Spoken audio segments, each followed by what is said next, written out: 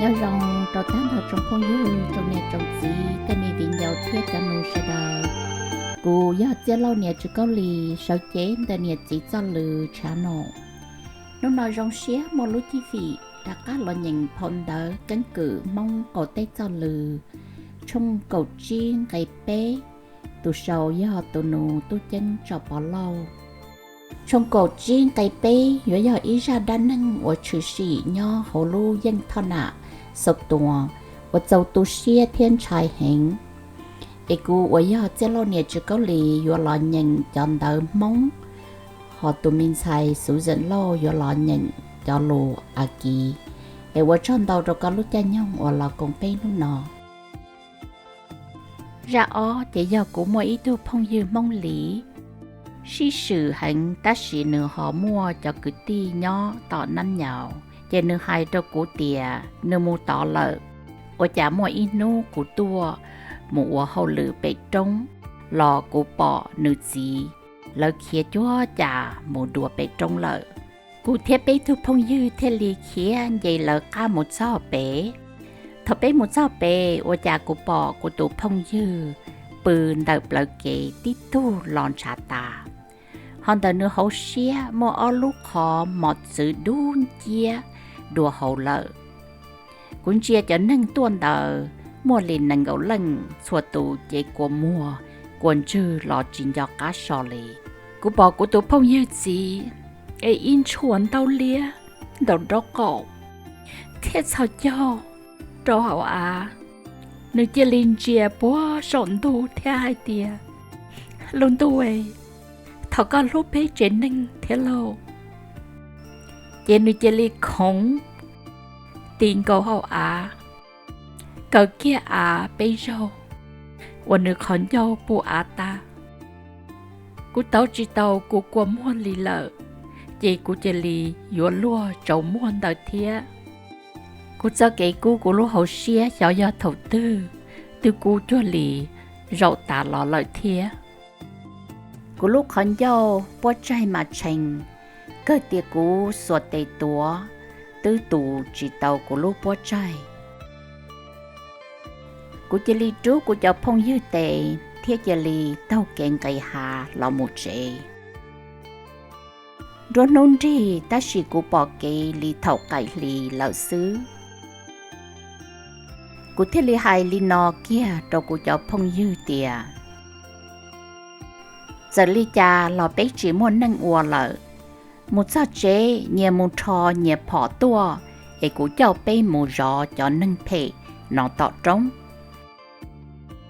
giờ bỏ bé chơi tù bé mua ua còn nữ sao lợ kia thọ bé lò để bé mua ít chia bỏ trâu thái lợ để xì bé chê ít chia bỏ nhóc bùa tì à chuột tờ để tỏ cá nó bé sẽ đờ một cho lò dài trâu hậu tê luôn canh chìa hậu chế lò do dài đã tê từ trong và nhỏ dày bé chế chưa mua tụi chợ sinh cụ ít tụi phong dư họ hai tìa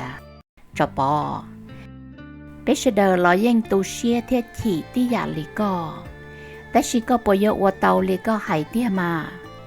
bé lo ô cái bó thầu u lò cũng chỉ xa hải tiệt tí bia sư ấy có yêu mù ô tàu nâng li có hải cụ tư gió lúc mua nửa giờ ta chỉ cụ dân ít sự chỉ tàu chạy cụ cho phong dư ít rau lì cụ chỉ té ít lò lù lì bé chỉ li nhẹ lò nhẹ tí giả lì rau ta lò và bé bỏ và trâu chọn xài thía cú chỉ tê ta chỉ cú dân xã trong họ ở giữa một bao của rong rùa xử lý để chỉ thầu bé thâu cái lò mù giữa sao chế để cú mà trọ xìa rù cú thiên lý trọ nô cú tụ phong dư hai tìa bữa ta có hai lý cha trâu cú giờ hai tìa có chỉ tàu nó ló của hai tìa cú dân chỉ nó có vì cú lúc xía xã trong họ ở giữa mù tổ cú lộng xứ và trâu con nữa của tụi mình phong như rồng giờ chỉ mua co cho lù thành chỉ cho cụ thiên nè và nâng rồng lì trà lợi riêng nó cụ mà trò cá mua lò sát so còn tờ mà thiết thân cầu lúc chạy tận thá nhà lúc chạy và dù khó dù tụ khanh nó sẽ nụ nọ dù do tụ nâng lòng lý trả tê tia. A second experience involves a very close friend of mine from Lee clan, who informed me that he would be going from Songtor refugee camp to Nam Yao refugee camp because he had many cousins there.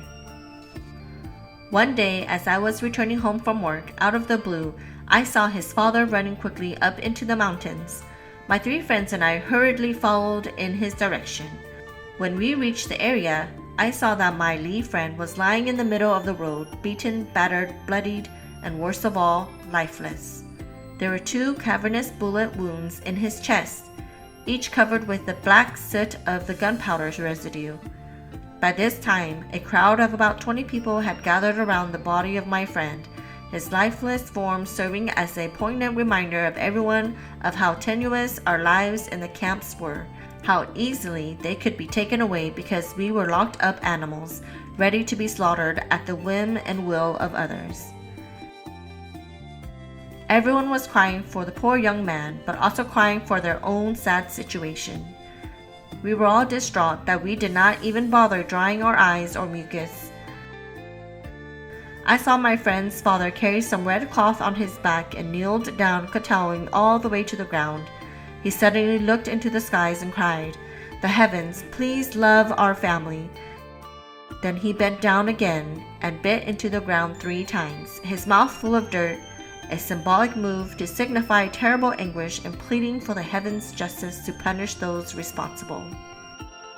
I could not fight back my own tears. My emotions were so strong I almost lost consciousness. My passion and love for my Hmong people burned deeply in my heart, every time as hotly as with the previous episode. My mouth, my chin,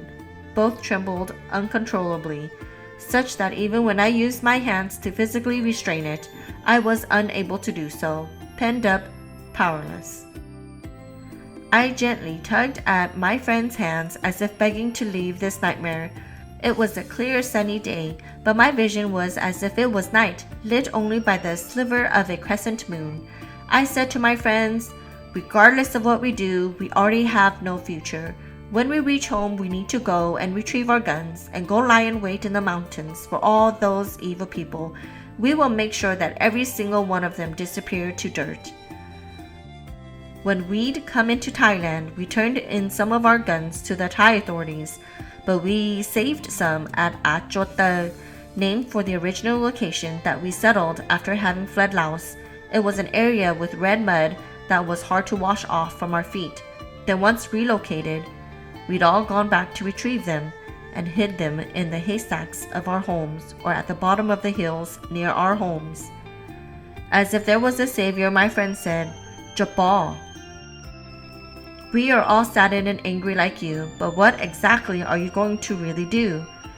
We grew up together, and I do not think for a moment that you are capable of doing something like what you are suggesting." I almost berated him, but being that I had never before even chided my friend, I did not answer at all. We just each returned back to our home like the last time when we saw those girls. I did not answer, for my mind was already too busy plotting revenge, but as we continued trekking home, my heart started to cool down. I asked my friend earlier, "What did you say to me?" He asked, "You did not hear me?" I said, "I cannot hear you because I was too focused on what the Gulong did, still trying to reconcile my mind around the fact that we are all powerless to do anything." Thank you, my friend. If you were not there to chide me, then who knows what kind of person you and I would have become. When I think back to those thoughts, it makes me queasy to think that I could consider such things. That was the most trying time that has shaped me to become the person I am today. Chân cử mong cổ tê cho lừ trong cổ chi ngày bê. Gia đa nâng và phê hành và chủ sĩ đầu của tụ phong yêu rộng. Nhỏ hồ lô dân thọ nà tơ trò sụp tuồng cho là sau lì nọ sư. Ê vô tròn đầu trò cả lô cha nhông là cổng bê. Trong nhớ tờ tấn tê nọ do trong cổ chi ngày blau. Cú chí và cha lô gia đa nâng và trò cô lòng đầu nhỏ trò hồ lô dân thọ nà tơ trò sụp tuồng. Ê vô tròn đầu bê mà xin chi đùa.